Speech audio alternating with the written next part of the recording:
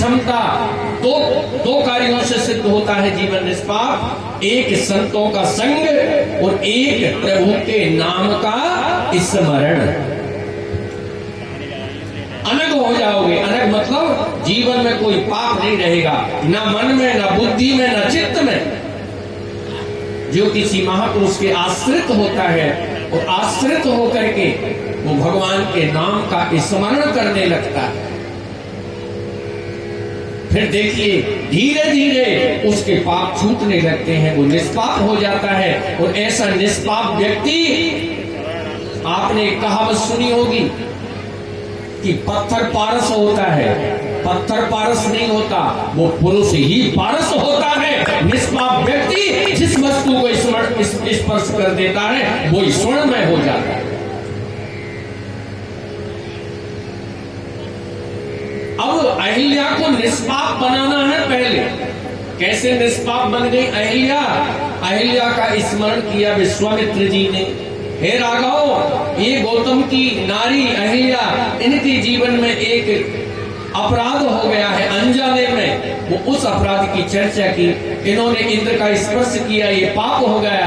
इनके पति ने श्राप दिया था, अहिल्या तुम 10,000 वर्षों तक पत्थर शिला बन करके रहोगे। तुमको प्यास लगेगी, ध्यान से सुनिएगा, पानी तुम्हारे सामने होगा मगर पी नहीं सकोगे। तुमको धूप लगेगी, छाया तुम्हारे सामने होगी, तुम धूप से नहीं बचोगी। तुमको सर्दी लगेगी।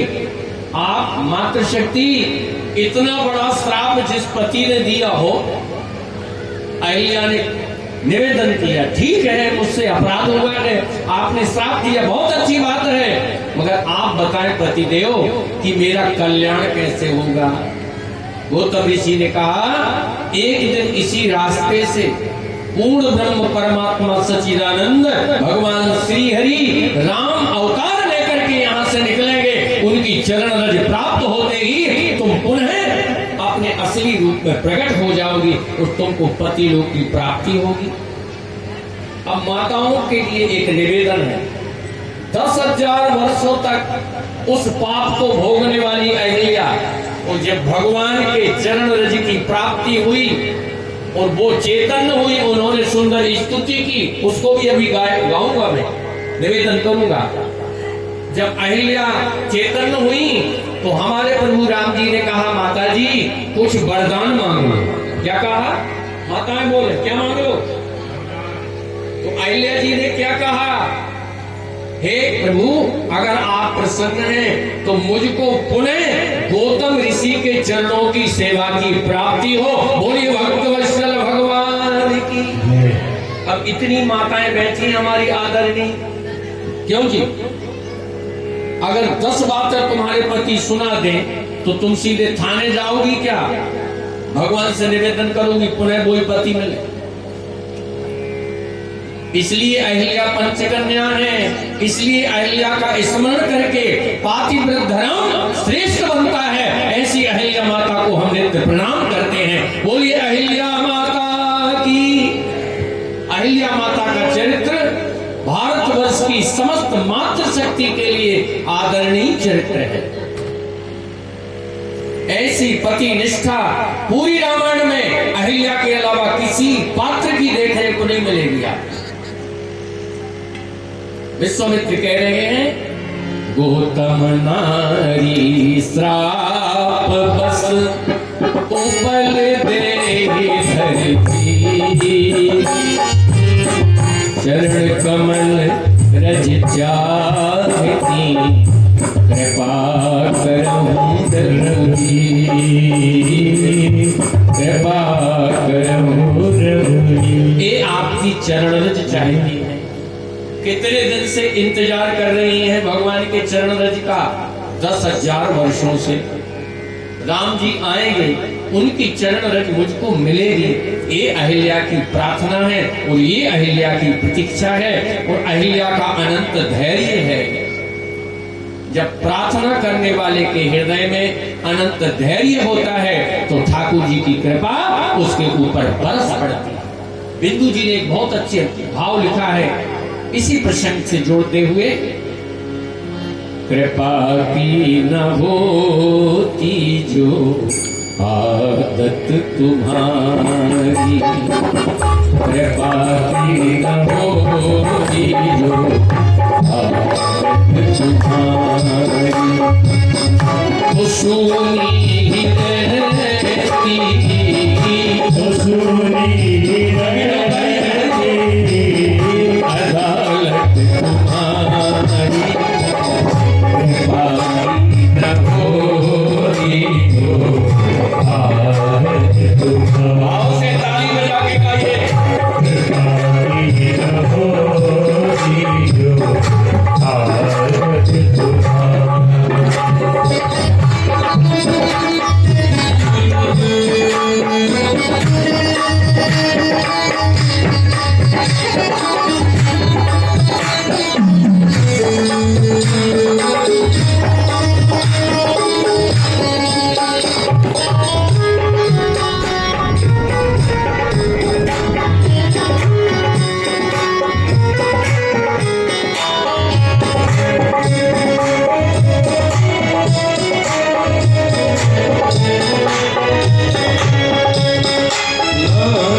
तुम होते हाकिम, हम होते मुल्जिम, ना तुम होते हाकिम, ना हम होते मुल्जिम, न घर घर में होती, न घर घर में होती इबादत तुम्हारी, कृपा की न होती जो आदत तुम्हारी,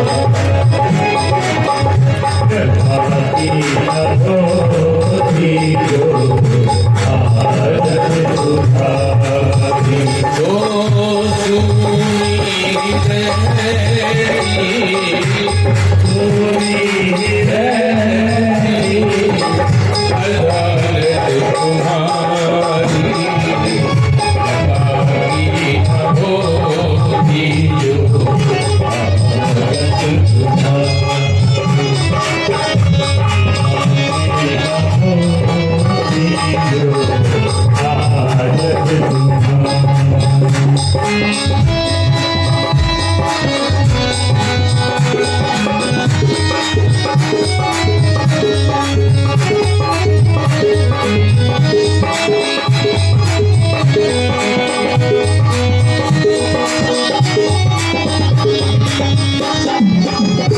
गरीबों की दुनिया है आबाद तुमसे, गरीबों की दुनिया है आबाद तुमसे, गरीबों से है बात साथ तुम्हारी,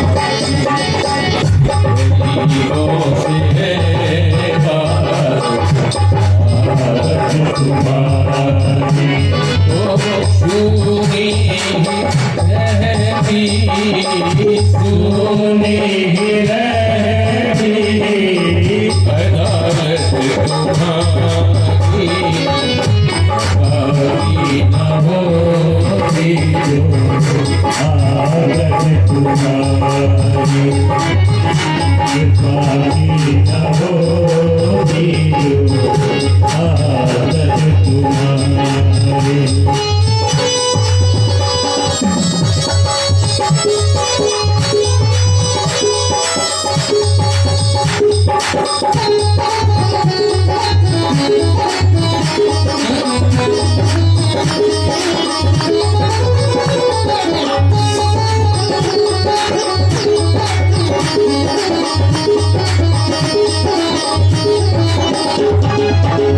तुम्हारी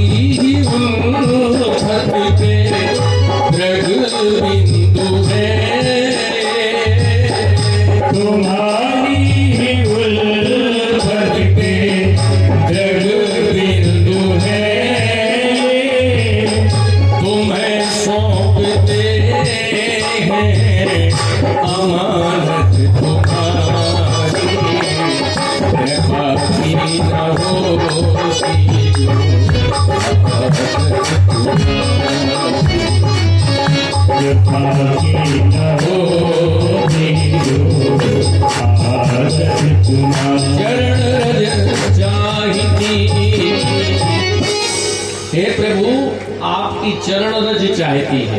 कृपा करऊं रघुवीर, गौतम नारी श्राप बस उपल देहि धर धीर, चरण कमल रज चाहती।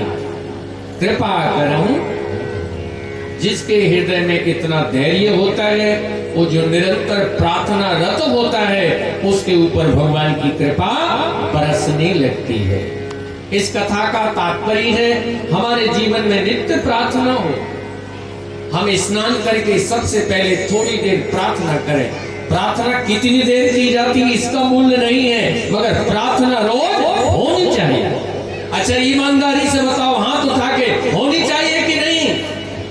पुरुष लोग हाथ नहीं उठा रहे। होनी चाहिए, चाहे 1 मिनट की सही, मगर नित्य प्रार्थना होनी चाहिए। यही अवसर तो है, फिर ना मिले हो मेरो कहो अपमान, करो मन नंद नंदन को ध्यान।